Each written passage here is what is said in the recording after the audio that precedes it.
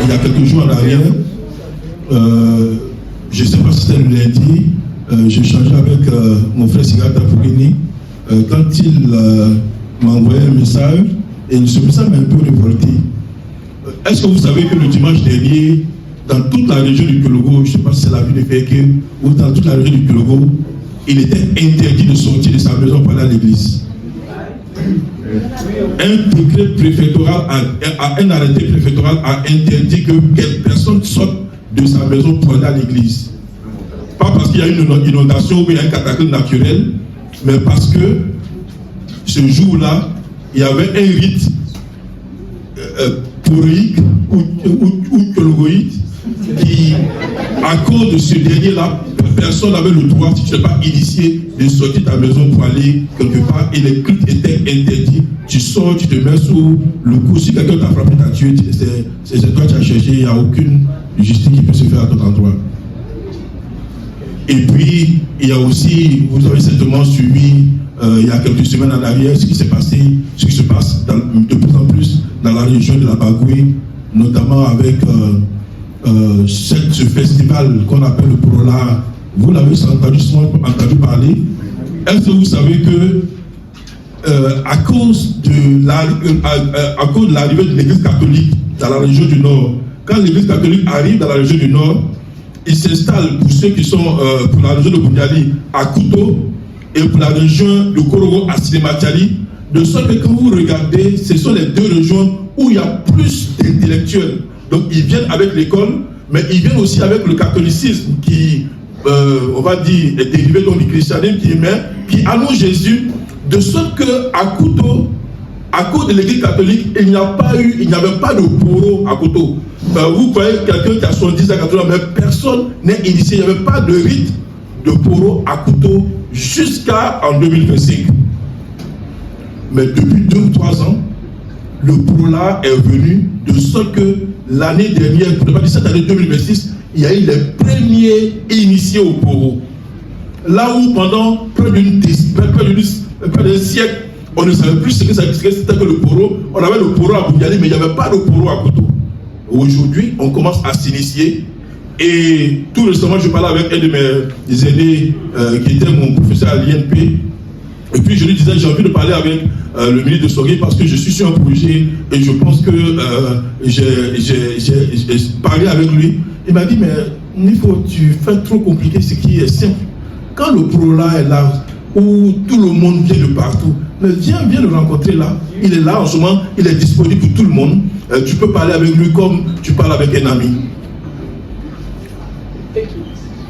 Et on sait, beaucoup d'entre nous savons comment le rite du Poro à Korogo, à un certain moment, était devenu comme une condition pour parler avec les grands. Pour pouvoir même faire de la politique, pour pouvoir être candidat ou même être dans un staff de personnes de haut niveau, il fallait avoir au moins faire l'initiation du Poro. Et il me semble que devant toute cette influence, nous chrétiens, on n'a pas compris que nous aussi on peut influencer, qu'on doit influencer. Pourtant, dans nos paroles, dans nos slogans, je pense que peut-être la moitié d'entre nous avons déjà écrit une fois « Né pour influencer ». Né pour influencer. Comment nous voulons influencer le monde? Qui nous voulons influencer? Est-ce qu'on a effectivement un mandat d'influence? Si on a un mandat d'influence, comment nous exerçons ce mandat d'influence? Est-ce qu'il est effectivement possible pour l'Église, pour les chrétiens, de pouvoir entrer dans une influence, et comment cette influence doit être définie, comment elle doit être manifestée pour que le règne de Jésus continue d'être exercé sur la terre? Est-ce que nous avons un désavantage vis-à-vis des autres, ou bien on a aussi peut-être même plus de privilèges, plus de capacité à influencer? Et puis cette influence, en quoi devrait-elle consister? J'ai vraiment voulu que nous puissions parler de notre mandat d'influence culturelle. Il me semble que quand Dieu crée le monde, il propose un mandat d'influence. C'est vrai que quand on lit la Genèse, on se rend compte que après la création, l'homme va se détourner de Dieu. Mais quand on continue de lire la parole de Dieu, on se rend compte que Christ finit par racheter le monde. Et quand Christ rachète le monde, il renouvelle le mandat d'influence qu'il avait donné donc à l'homme. Et je voudrais aujourd'hui, à travers ce message, que nous puissions encore une fois de plus réveiller notre conscience qu'il y a une influence que Dieu a établie comme un mandat depuis la création. D'ailleurs, qui va répéter, on va le voir ensemble, qui va répéter, et qui me semble qu'on ne peut pas exercer efficacement si on n'est pas enfant de Dieu. Tant qu'on n'est pas enfant de Dieu, le mandat d'influence qu'on va exercer sans Christ est un mandat de destruction, de confusion, de malédiction. Et nous, en tant qu'enfants de Dieu, si on ne se lève pas, mais on va finalement être phagocyté et on aura l'impression que peut-être qu'on est limité vis-à-vis des autres. Alors je me dis, pourquoi ce message? J'ai 3 convictions. La première conviction, c'est qu'on n'est pas sauvé seulement pour survivre, même pas seulement pour témoigner. Ce n'est pas seulement pour ça qu'on est sauvé. Je suis convaincu que la culture n'est jamais neutre. Soit elle influence pour Dieu, soit elle est influencée par Satan. Et je suis convaincu aussi que chaque chrétien est établi sur une sphère d'influence. Et que sur cette sphère d'influence, si tu n'arrives pas à influencer selon Christ, tu es totalement hors du mandat de Dieu. Et dans tous les aspects de nos vies où nous sommes, où nous exerçons, il y a un mandat d'influence que Dieu nous donne. Quelle était la vision de Dieu? Est-ce que Dieu nous crée juste pour naître, grandir, mourir, ou bien il y a une vision globale de Dieu pour l'humanité? Par conséquent, quand Dieu crée le monde, et la Bible dit, dans Genèse, on va revoir le texte, dans Genèse 1, Genèse 2, verset 15, il dit, Dieu le créa pour cultiver et garder le jardin. Quand Dieu dit cela, qu'est-ce que Dieu veut concrètement manifester? Quel est ce mandat que Dieu confie à l'humanité? Et puis une chose importante qu'il est important de savoir, en tant qu'enfant de Dieu, c'est de réaliser comment la chute, comment le péché du jardin d'Éden a déformé totalement l'homme. Et par conséquent, l'homme déformé a besoin d'une réformation. Et pour arriver dans la réformation, il faut la transformation. C'est-à-dire que Dieu veut accomplir quelque chose avec l'homme. Il forme l'homme pour cela. Le péché arrive, le péché déforme l'homme. L'homme n'est plus capable d'accomplir le mandat parfait de Dieu. S'il n'y a pas de transformation, alors on ne peut pas rentrer encore dans ce mandat de Dieu. Et quelle est cette transformation qui a besoin de se faire pour nous? Je voudrais dire qu'il est possible qu'on ne puisse pas dire tout aujourd'hui, mais je pensais qu'il était important de commencer à en parler. Et puis de se dire, là où nous sommes en tant qu'église de Bergerville, mais en tant qu'enfants de Dieu, de réaliser que toutes les capacités que Dieu nous donne, tous les potentiels que Dieu nous donne, il y a en Christ Jésus un ancrage important qui nous donne une capacité d'influence à tous les niveaux. Soit on a l'impression que les seuls appelés pour influencer, c'est ce sont les pasteurs, ou ce sont, je ne sais pas moi, les prophètes, ou je ne sais pas les docteurs. Mais qui que nous soyons, tant que nous sommes, la Bible dit que le sacerdoce est devenu universel. Depuis que le voile se déchire, c'est un sacerdoce universel. Qui que nous soyons, nous sommes appelés à être sacrificateurs pour Christ. Et ce, dans tous les sphères d'influence. On reviendra sur les sphères d'influence. Quand on regarde l'histoire de Dieu et l'histoire de l'humanité, on se rend compte que, effectivement, à la création, Dieu établit l'homme et Dieu lui donne un mandat. Et ce mandat-là, je voudrais qu'on puisse le regarder dans Genèse 1, verset 28.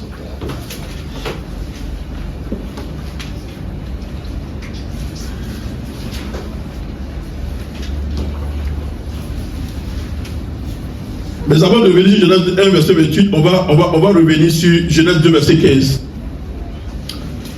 Genèse 2, verset 15, Dieu dit, l'Éternel Dieu prit l'homme et le plaça dans le jardin d'Éden pour le cultiver et pour le garder. Genèse 2, 15, l'Éternel le plaça dans le jardin pour le cultiver et pour le garder. C'était donc le mandat de Dieu pour l'homme, cultiver le jardin, garder le jardin. On reviendra là-dessus. Et pour accompagner l'homme avec ce mandat, on revient donc à Genèse 1, verset 28. Genèse 1, verset 28, la Bible dit, Dieu les bénit et Dieu leur dit, soyez féconds, multipliez, remplissez la terre et l'assujettissez et dominez sur les poissons de la mer, sur les oiseaux du ciel, sur tout animal qui se meut sur la terre. À la création, Dieu a créé et la Bible dit que tout était bon. D'ailleurs, quand il crée l'homme, il dit, il a vu que c'était très bon. Et le péché arrive. Ça, c'est ce que Dieu, la création, c'est l'objectif de Dieu. Ce qu'il devrait être.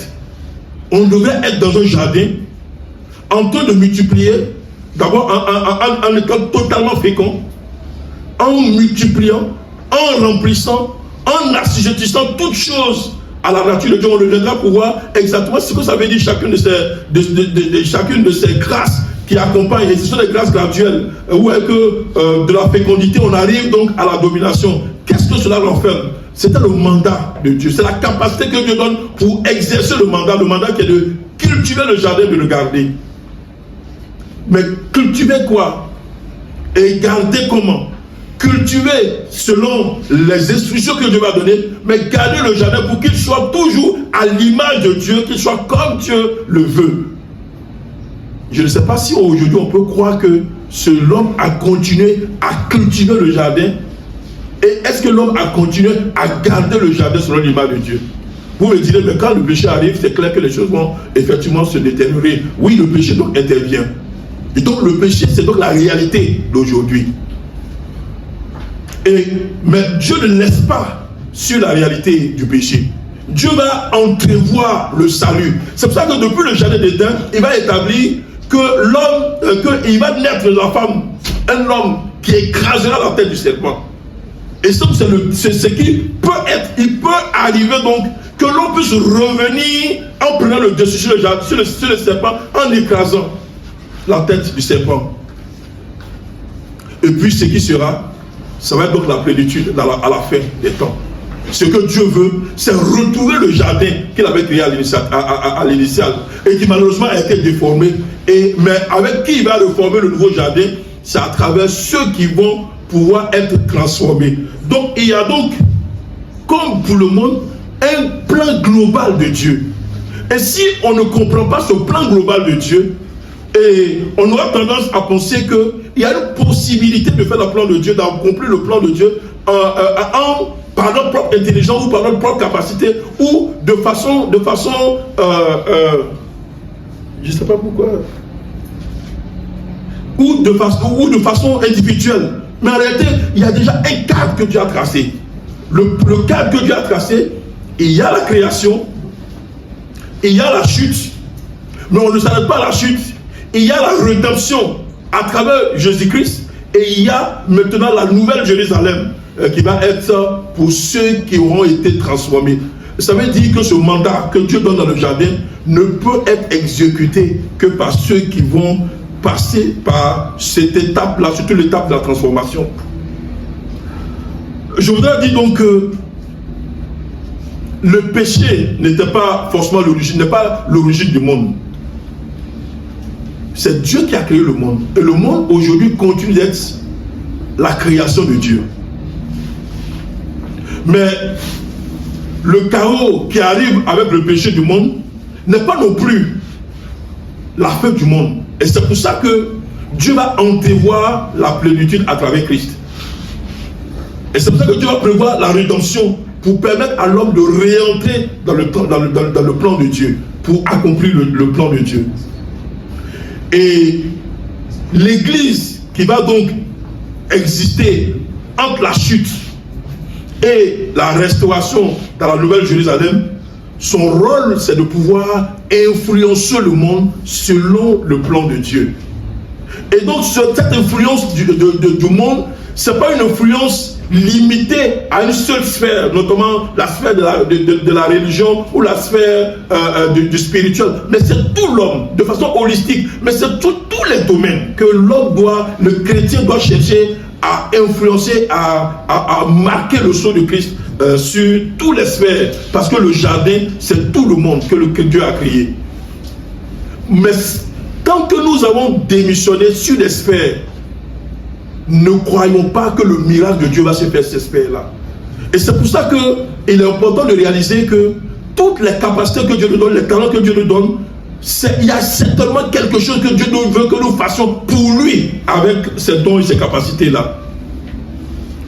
Donc, on est dans un processus d'évolution, on va dire donc de leadership. L'idée, c'est partir d'un point A à un point B. On est parti de la création, on va vers la Nouvelle Jérusalem. On est tous dans un processus de leadership.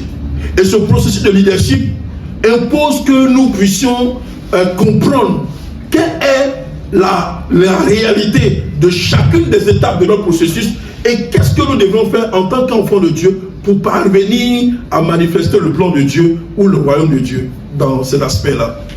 Et vous me direz, mais ça veut dire quoi tout ça pour nous qui sommes l'Église ou pour nous qui sommes enfants de Dieu? Ça veut tout simplement dire que nous devons connaître la pensée de Dieu dans tous les aspects de nos vies et de partout où Dieu nous envoie. Quelle est la pensée de Dieu pour le foyer en général? Et comment le foyer chrétien doit pouvoir manifester la pensée de Dieu pour ce qui concerne la vie conjugale, le foyer conjugal? Il y a tellement d'écrits que l'apôtre Paul va faire sur ce sens-là, en ce qui concerne la famille, la relation entre l'homme et la femme. Comment le règne de Christ donc et la volonté parfaite de Dieu révélée par l'apôtre Paul peut s'exercer dans ces foyers-là. Alors vous me direz, et en plus des foyers, il y a nos vies professionnelles. Quelquefois, j'ai l'impression qu'en tant que chrétien, on se dit, c'est le dimanche ou à l'église qu'on sert le Seigneur, qu'on manifeste le plan de Dieu.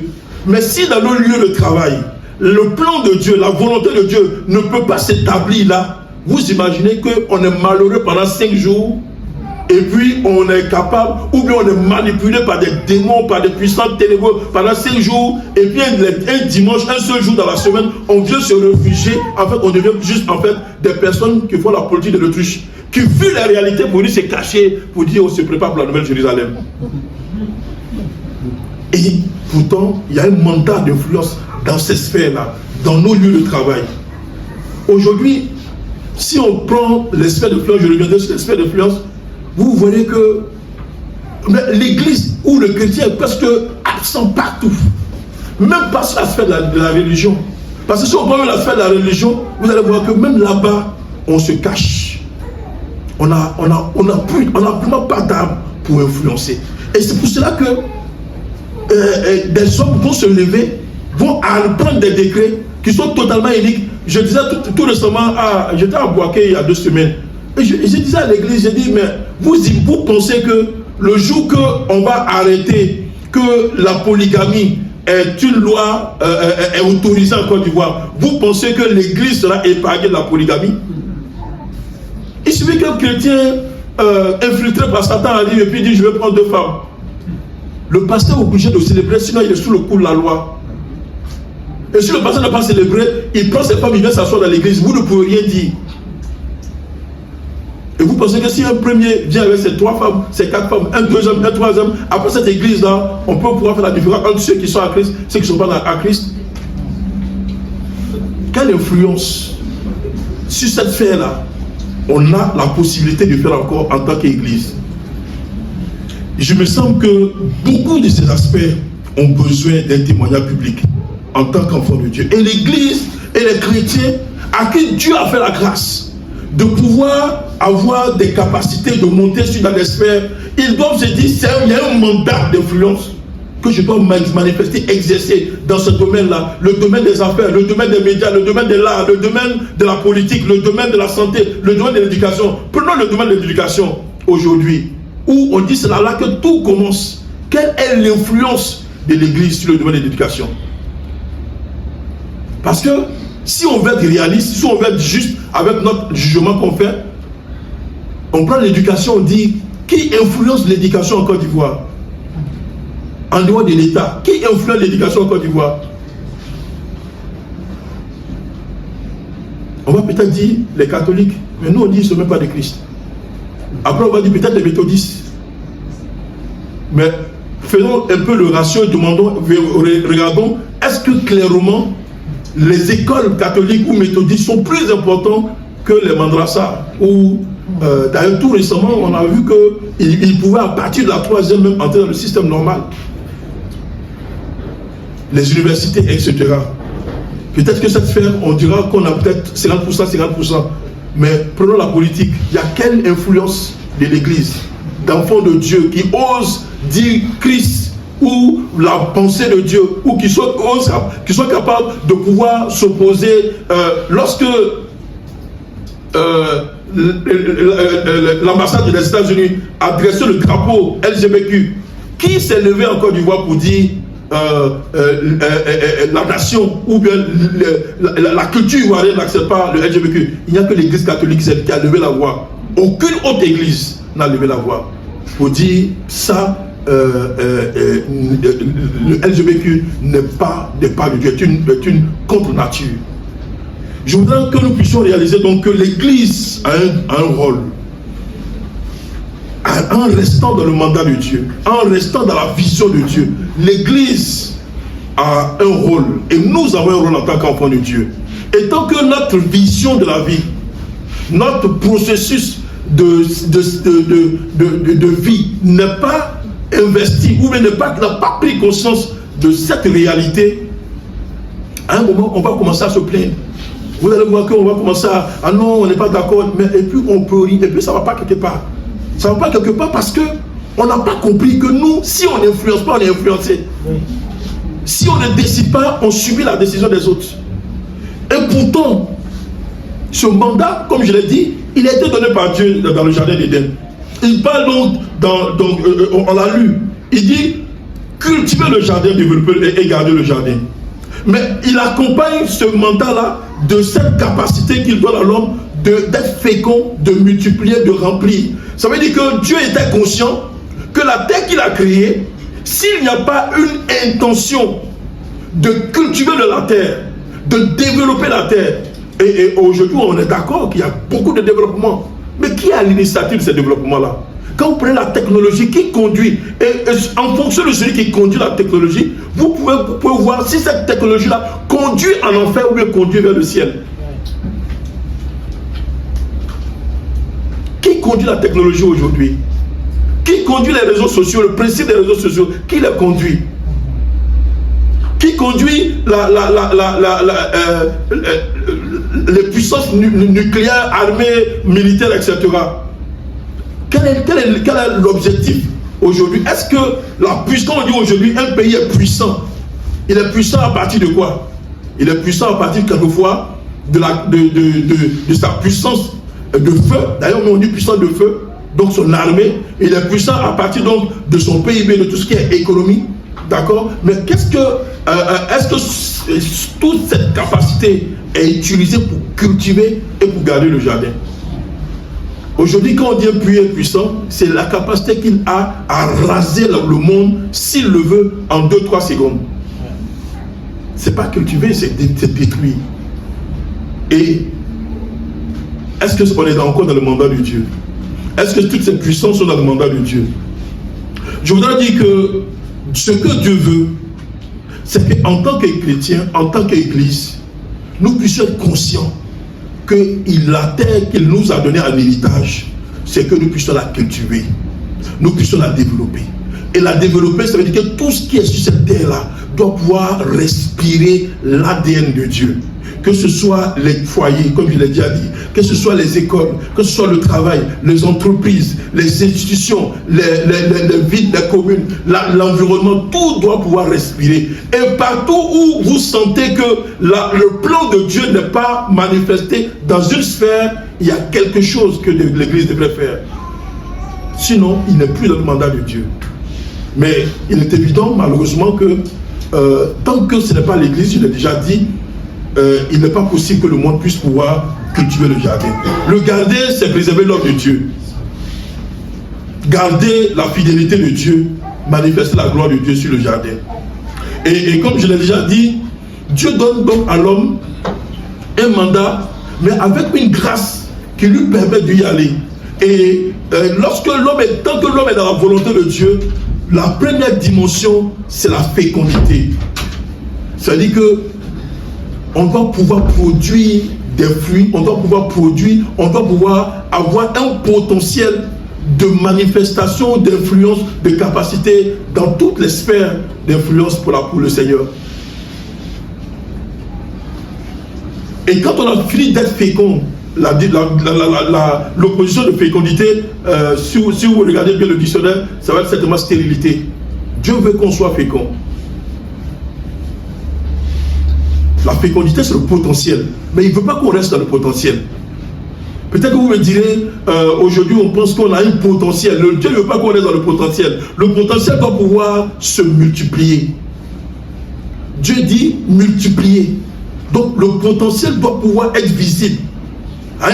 Quelqu'un a dit, à un moment, il faut que l'espoir soit solution. Si l'espoir reste espoir, finalement, c'est une déception. Il faut que l'espoir et moi soit solution. C'est pour ça qu'il faut que la fécondité puisse devenir, puisse se multiplier, de sorte à pouvoir, à un certain moment, prendre tout l'espace rempli. Et Dieu, quand il le dit parce qu'il est conscient que si on n'est pas fécond, on ne peut pas se reproduire. On ne peut pas reproduire les valeurs de Dieu. On ne peut pas reproduire les capacités de Dieu. Par conséquent, quelque chose d'autre, quelqu'un a dit, la nature aurait du vide. Quelque chose d'autre viendra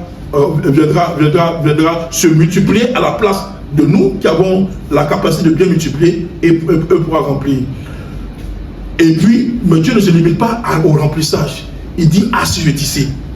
L'assujettissement consiste maintenant dans n'importe quelle sphère d'influence à pouvoir structurer, maîtriser, ordonner. Prenons la vie conjugale, prenons le foyer. Quelles sont les règles de vie conjugale aujourd'hui en Côte d'Ivoire où on peut dire ce principe-là est dicté selon la parole de Dieu? Ou en prenant l'éducation qui est encore une sphère beaucoup plus simple, plus facile. Quel est l'élément où on peut dire voici l'église, ou voici la parole de Dieu est en train de structurer tel aspect de la vie de l'éducation en Côte d'Ivoire, ou est en train d'ordonner?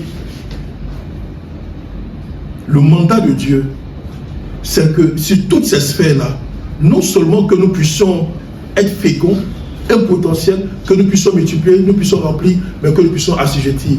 Et puis après, Dieu parlera de domination. Dominer ainsi une sphère d'excellence, c'est l'excellence de Christ. Manifester l'excellence de Christ. Il me semble que soit on est trop peu pour influencer, soit on n'a pas conscience qu'on va influencer, ou qu'on n'a pas les valeurs pour influencer. Et c'est pour ça que je voudrais que nous puissions penser à la vision. Jésus a dit une parole capitale, et je voudrais que nous puissions lire cette parole-là, parce que tout va partir de la vision. Je voudrais que nous puissions lire Matthieu chapitre 6, versets 22 et 23. Matthieu chapitre 6, versets 22 et 23.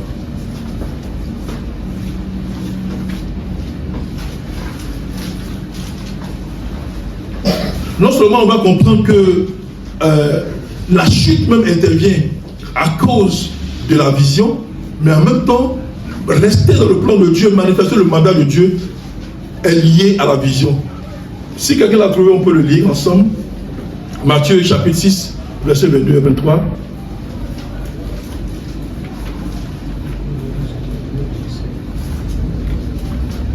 Personne n'a trouvé?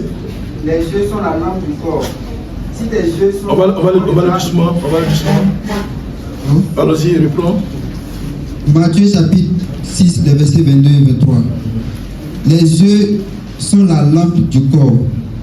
Si tes yeux sont en bon état, tout ton corps est éclairé. Mais si tes yeux sont malades, tout ton corps est dans l'obscurité. Si donc la lumière qui est en toi n'est d'obscurité, comme cette obscurité sera noire. Je reprends dans la version du second. Merci Lévi. L'œil est la lampe du corps. Si ton œil est en bon état, tout ton corps sera éclairé. Mais si ton œil est en mauvais état, tout ton corps sera dans les ténèbres. Si donc la lumière qui est en toi est ténèbre, combien seront grandes ces ténèbres-là? Donc là, Jésus dit, ton œil là, c'est la lampe de ton corps. En réalité, chacun de nous est orienté selon ce qu'il voit. Et la vision est tellement importante pour déterminer ce que nous voulons être, pour déterminer ce que nous faisons, pour déterminer ce que nous croyons, pour déterminer tout ce que nous faisons. Et Jésus dit, si ton œil est éclairé, si cet œil-là est en bon état, c'est-à-dire que celui qui te permet de voir, celui qui éclaire tout ton cœur, si cet œil est en bon état, tout ton corps sera bien éclairé. Donc si tu as une bonne vision, mais tu vas aller loin et tu vas accomplir des choses bonnes. Parce que tu as une bonne vision. La vision que tu as te permet d'éviter les accidents, d'éviter les incidents, d'entrer dans les trous, etc. D'éviter tout ce qui peut t'emmerder. Il dit, mais si ton œil est en mauvais état, ton corps ira dans les ténèbres. Il dit, mais imagine un instant que ta lumière soit ténèbre, c'est-à-dire que ton corps est dans le mauvais état. Et que ce qui est en toi comme lumière est ténèbre. Il dit, mais c'est une pénombre dans laquelle finalement tu seras totalement. Parce que l'œil qui doit t'éclairer, lui, il est déjà malade, il est déjà noir. Donc toi-même là, il n'y a plus. Et quand Jésus dit ça, on se rappelle maintenant, qu'est-ce qui s'est passé dans le jardin?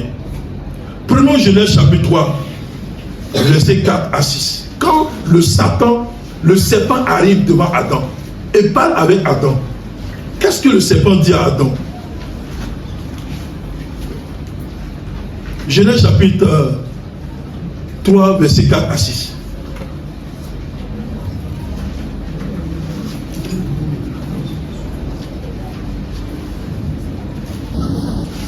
Je vais lire Genèse chapitre 3, verset 4. Alors le serpent dit à la femme, vous ne mourrez point. Mais Dieu sait que le jour où vous en mangerez, vos yeux s'ouvriront et que vous serez comme des dieux, connaissant le bien et le mal. Deux choses capitales. Il dit, vos yeux vont s'ouvrir. Et quand on lit la suite, on dit, verset 6, la femme vit. C'est maintenant qu'elle voit que l'arbre était bon à manger et agréable à la vue. Et qu'il était précieux pour ouvrir l'intelligence. Juste après la parole de Satan, la femme maintenant voit que l'arbre là est bon, il est agréable à la vue et qu'il était effectivement capable d'ouvrir l'intelligence. Donc le piège qui va conduire l'homme à la déchéance, c'est le piège de la vision.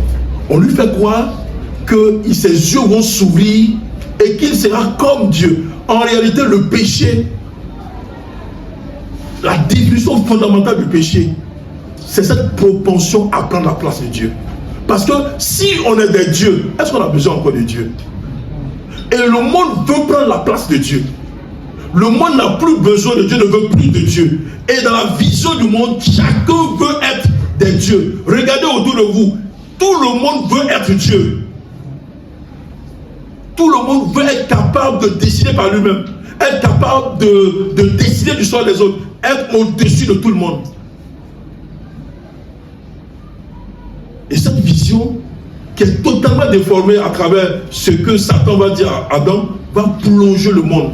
Et on comprend par conséquent que lorsque la chute intervient, quand le péché intervient, c'est non seulement une rébellion totale contre la volonté de Dieu, contre le plan de Dieu, contre tout ce que Dieu avait dit auparavant. Par conséquent, si on est de Dieu, et si on fait les choses sans Dieu, est-ce qu'on va encore cultiver et garder le génère selon... Mais on n'a même plus besoin de lui.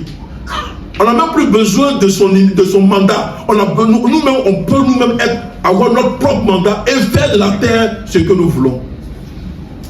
Et c'est pour ça que si l'Église n'influence pas, cette terre ne peut plus connaître la paix de Dieu. Cette terre ne peut plus être apte à manifester le plan de Dieu. Parce que totalement, l'œil, ou ne pas la vision du monde, est déjà dans les ténèbres. Et si la vision du monde dans les ténèbres, Jésus a dit, si ta lampe est ténèbre, mais tout ton corps sera dans le noir. Donc on est dans le noir, on est dans l'obscurité, les amis. On est dans le noir. Le monde qui nous conduit, le monde qui nous dirige là, il nous conduit dans le noir.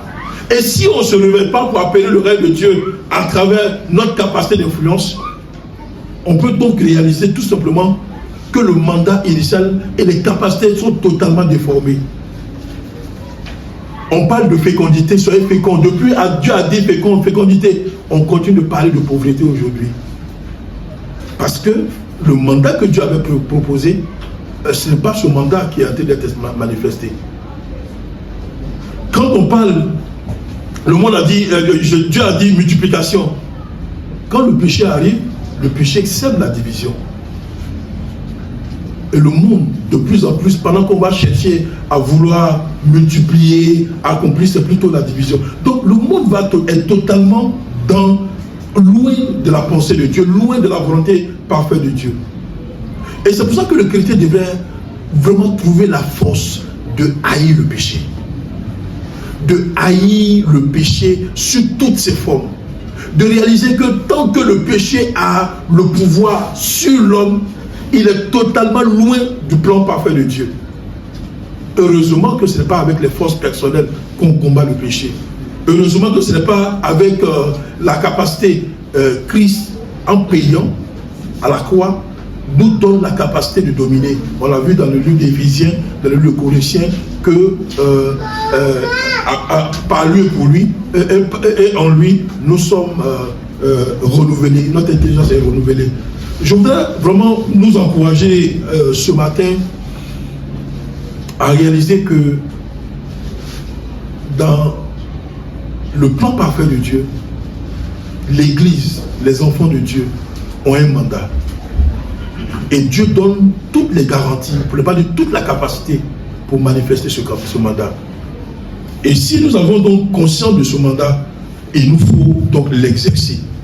Il nous faut l'exercer en réalisant que le monde qui est autour de nous ne peut pas le faire à notre place. Parce qu'il est totalement dans la déchéance.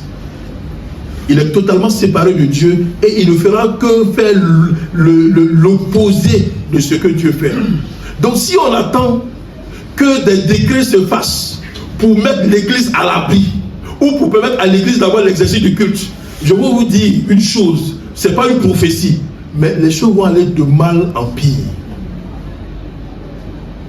Parce que quand ils vont se rendre compte qu'ils sont capables de prendre des décrets et qu'il n'y a rien, et qu'il n'y a personne en face pour leur dire aucune loi ne vous autorise à le faire, ne vous autorise à empêcher le culte d'un dimanche, ou que l'Église sorte malgré les interdits pour aller faire le culte sans forcément, sans avoir peur.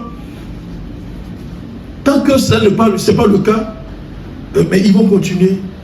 Et malheureusement, on va se retrouver à ce qui s'est passé en Allemagne, lorsque Hitler apparaît. Il y a même des hommes de Dieu qui ont dit que Hitler était le Jésus venu pour rétablir le peuple avec les yeux bleus à la place qu'il fallait. Parce que tout simplement, la déchéance, le péché a totalement détourné la vision de l'homme vis-à-vis de Dieu. Et on va de plus en plus voir des personnes, des systèmes s'ériger et totalement contraire à la volonté de Dieu. Et puis on va voir les hommes continuer dans ce système-là. Et puis on va se poser la question, mais qu'est-ce qui ne va pas? Mais ça ne va pas parce que tout simplement, ceux qui ont le discernement, ceux qui ont encore la tête froide, ceux qui ont encore la capacité de discerner le plan de Dieu et du plan du diable, sont en train de se cacher, de dormir. Et ceux qui sont là aujourd'hui, qui sont dans les ténèbres, leurs yeux sont dans les ténèbres, donc ils sont tous eux-mêmes dans les ténèbres, c'est eux qui nous conduisent. Donc on va voir des par exemple, avec des théories totalement contraires au plan de Dieu, mais saccager et mépriser l'homme. Et ce n'est pas fini avec Hitler. Malheureusement, ça va continuer. Et je voudrais nous encourager, en tant qu'enfants de Dieu, à se dire on a quelque chose à faire. On a quelque chose à faire, on a la possibilité de ramener l'homme dans la direction de Dieu. La structure reste, Dieu a déjà créé, mais ce qui a été déformé, c'est la direction. On n'est plus dans le plan de Dieu pour aller vers la nouvelle Jérusalem. On est dans le plan de l'ennemi pour voir tout se détruire, tout ce qui était capacité que Dieu voudrait nous donner en tant qu'homme, il créait à l'image de Dieu, totalement être dans la dénaturation. Mais la dénaturation, pourquoi? Parce que les yeux ont été totalement aveuglés depuis le péché. Les yeux étaient aveuglés. Donc n'attendez rien de tous ceux qui ne sont pas enfants de Dieu.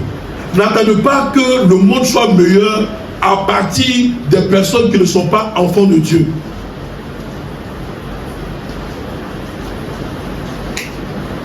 Et c'est pour cela que nous qui sommes enfants de Dieu, si on ne fait rien,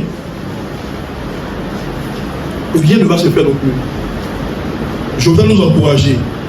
Et je pense que je parle à une multitude qui est encore très jeune et qui a des ambitions. Je vais vous dire une chose. Ne pensez pas que le plus important c'est d'emmagasiner beaucoup d'argent. Ne pensez pas que le plus important c'est d'avoir beaucoup de diplômes. Ne pensez pas que le plus important c'est d'être à l'abri du besoin. Ne pensez pas que le plus important c'est de faire le tour du monde. Le plus important c'est d'appeler le royaume de Dieu sur la terre. Le plus important c'est d'appeler à l'excellence de Christ, donc la domination de Christ sur les sphères d'influence que Dieu a créées. Tant que la terre subsistera, Dieu voudra que son mandat, qui est de cultiver et garder le jardin, soit manifesté. Et si on est en dehors de cela, notre argent, nos diplômes, nos capacités ne seront que vanité. Malheureusement, n'auront pas servi à manifester le plan parfait de Dieu. Et si on a compris ça, je voudrais que nous puissions tout simplement nous poser la question: Seigneur, qu'est-ce que je peux encore faire là où tu m'as posé? Que ce soit à l'école, que ce soit dans mon quartier, que ce soit au travail pour ceux qui travaillent, que ce soit dans les syndicats ou dans les partis politiques. Mais qu'on se demande, est-ce qu'il y a quelque chose à faire pour le Seigneur? Parce que la direction qui est donnée au monde aujourd'hui n'est plus la direction de Dieu. Et ceux qui doivent donner la bonne direction, c'est nous qui sommes enfants de Dieu. Et quand je le dis pas seulement pour le culte. Parce que je pense que le culte, d'ailleurs, c'est juste un moment pendant lequel Dieu nous rappelle notre responsabilité. Et que l'exercice de notre foi, l'exercice de notre vie chrétienne, c'est quand on sort d'ici qu'on doit l'exercer. Mais si on fait le contraire, on vient exercer notre foi dans l'église. Et puis quand on est dehors, on se cache. Ou bien à la limite, on fait comme les autres. Qui va garder le jardin? Qui va cultiver le jardin? Donc si après le jardin est colonisé par les chiens d'en, par n'importe quoi, par tout ce qu'on peut considérer comme mauvaises herbes, qui est responsable? À qui Dieu va donner compte? À ceux qui doivent cultiver et garder le jardin. C'est pour cela qu'il est important que nous puissions chaque fois nous demander là où je suis, est-ce que j'appelle le règne? Est-ce que je suis conscient de ma mission, de ce que je fais ici? Et puis si le Seigneur m'appelle sur une sphère, et il faut que je m'assure, est-ce que je suis en train de partir comme David va dire, je viens au nom de l'Éternel? Est-ce que je suis convaincu que je viens au nom de l'Éternel? Même si tu es seul et que tu vas au nom de l'Éternel, tu seras capable d'influencer cette sphère. Il n'y a pas des sphères qui sont réservées au monde, et puis des sphères qui sont réservées à l'Église, comme on le fait quoi aujourd'hui. Comme on le fait quoi aujourd'hui. Il n'y a pas une sphère, la sphère de la politique, la sphère des arts, ou même la sphère de l'économie. Finalement, on a tout donné à l'ennemi, on a tout donné à Satan. Et puis on veut que le monde puisse continuer de respirer le plan de Dieu. Malheureusement, comme ils ont tout pris, mais finalement, on va subir tout simplement dans cette sphère-là. Je suis convaincu que si on ne reprend pas le contrôle de l'éducation, si on ne reprend pas le contrôle des affaires, si à un moment il va se trouver où quand un chrétien travaille dans une entreprise, on sait qu'il est en train d'adorer Baal. Parce que les entreprises vont de plus en plus se dénaturer à devenir tout simplement des endroits où on se prostitue pour pouvoir, et quand il dit prostituer, il dit idolâtrie. Parce qu'aujourd'hui, regardez, les grands postes au niveau de la politique, il y a des sphères, des loges. Si tu n'es pas dans cette loge, tu ne peux pas arriver à ce stade-là. En politique, dans le monde des affaires, il y a des loges. Si tu n'es pas dans cette loge, on ne te donnera pas ce contrat, on ne te le donnera pas. Et si nous, on ne crée pas des entreprises, dans lesquelles entreprises, on appelle le royaume de Dieu, pour qu'il puisse avoir Christ qui soit établi sur ces entreprises, pour que celui qui travaille pour Christ et non pas pour des loges mystiques. Et si on crée des entreprises, on va prostituer à ces loges mystiques. Parce que malheureusement, il y en a qui créent des entreprises, mais ces entreprises n'ont aucune valeur christocentrique, aucune valeur chrétienne. Je voudrais le dire à chacun de nous, que Dieu veut une influence. Et cette influence, c'est dans tous les domaines. Et je vois des jeunes gens qui ont des potentiels, des capacités pour aller dans n'importe quelle sphère. Quand Dieu vous enverra sur une sphère, quand Dieu vous enverra dans un domaine, quand Dieu vous enverra quelque part, il vous positionnera quelque part, demandez-lui, Seigneur, que veux-tu que je fasse ici, pour toi ici? Pourquoi tu m'as positionné là? Qu'est-ce que tu veux? Et vous comprendrez, comme Daniel et ses amis, qu'on n'a pas à se prostituer, même si on doit aller dans le feu, on n'a pas à se prostituer devant le Dieu babylonien. De sorte que même quand on vous jette dans la géhenne, ce Dieu est capable de vous sortir, parce que le quatrième homme sera toujours là pour nous aider à sortir de ces situations-là. Et puis quand le quatrième homme intervient et nous fait sortir, on peut, comme Darius lui-même va protéger, il va proclamer, il n'y a pas d'autre Dieu. Je voudrais bien aimer que nous puissions réaliser que le Seigneur veut que nous puissions de plus en plus prendre conscience qu'on est dans un monde qui est dénaturé par le péché. On est dans un monde où il n'y a que ceux qui sont transformés ont la capacité d'appeler le règne de Dieu, de pouvoir cultiver et garder le jardin, et que partout où nous sommes, on doit pouvoir respirer Christ, on doit pouvoir appeler le règne de Dieu. Et si on en a conscience, alors on pourra être cette église pure de sang-tache que Dieu va trouver. Sinon, malheureusement, l'église va finir. Et Jésus va dire, je me demande, est-ce que je trouverai encore la proche de la terre? Cette fois que Jésus veut trouver, il comprend qu'il y a une menace. Il y a une menace de force des ténèbres. Et Jésus lui-même va dire, il dit, je bâtirai mon église, mais la porte du séjour de mort, comme s'il savait que la porte du séjour de mort se lèverait contre l'église. Donc, ces portes-là, si on n'est pas conscient pour les combattre, ils vont nous phagocyter. Voilà quelques pensées que je voulais avoir avec nous. Nous dire qu'il est bon que nous puissions revenir à la voix de Dieu, entendre la voix de Dieu, l'exercer, remettre la parole de Dieu au centre de nos choix personnels et communautaires. Sanctifier nos sphères, partout où nous sommes, que ce soit au marché, il n'y a plus de compromission possible avec le péché. Pas de compromission possible avec le monde. Ne pas laisser le monde guider. Parce que si le monde guide, c'est un aveu qui conduit notre aveu. Et puis, nous rappeler que nous sommes formés selon la pensée de Dieu. Et par conséquent, nous devons voir selon la pensée de Dieu. Et que nous avons aussi, la grâce de pouvoir aller à la domination si on veut vraiment. Si on veut vraiment, en tant qu'enfant de Dieu, on ne reste pas seulement au potentiel. On peut se développer, se multiplier, se remplir. On peut structurer. À travers l'assistement, on peut aussi dominer. Il faut que ce soit tout simplement intentionnel et qu'on puisse faire tout simplement, on a soit conscient et qu'on fasse la rupture avec le monde. Et puis enfin, qu'on puisse influencer avec le caractère de Christ. Et c'est pour ça que le Saint-Esprit est là. Le fruit de l'Esprit, c'est le caractère de Christ. Avec le caractère de Christ, on puisse influencer.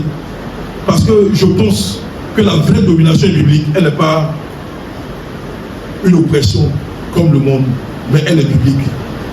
Par le caractère de Christ, on peut influencer le monde positivement et appeler le règne de Christ. En tout cas, pour ceux qui sont de la vieille génération, quand l'Église arrive au nord, il arrivait des moments où, quand on cherchait quelqu'un pour aller jouer le rôle de comptable, ou cherchait quelqu'un pour aller jouer le rôle, on cherchait les enfants de Dieu. Parce qu'on savait qu'ils étaient intègres. Et c'est eux qui étaient dans les positions, les coopératives, tout cela. Vous allez voir que c'était les enfants de Dieu qu'on appelait pour pouvoir gérer ces choses-là. Aujourd'hui, je ne suis pas sûr que l'Église a gardé cette capacité-là. Et pourtant, on doit revenir là-dessus. Et puis, pouvoir transmettre fidèlement, continuer de créer des disciples. Ne pas donner l'impression que le monde est tellement perdu que si on ne se compromet pas, on ne va pas s'en sortir. Mais réaliser que parce que le monde est suffisamment perdu, si on veut que la pensée de Dieu, il va falloir qu'on se détermine et peut-être même payer le prix. Le prix, ça va prendre du temps. Le prix, ça va demander de l'intercession. Le prix, ça va demander de la consécration. Le prix, ça va demander de la volonté. Et Christ, par le Saint-Esprit, nous conduira jusqu'à la domination. Que le Seigneur nous bénisse et que sa grâce continue de nous être accordée, qu'il nous donne de pouvoir continuer à refléter sa gloire dans un monde totalement perdu et que toute l'Église puisse se sentir concernée par le mandat d'influence pour le Seigneur. Est-ce qu'on peut prier ensemble?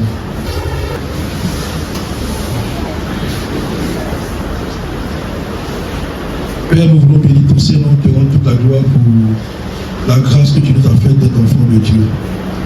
Et nous le sommes, par le sang de Jésus qui a coulé la croix de Golgotha. Père, merci encore une fois de plus pour l'Église, pour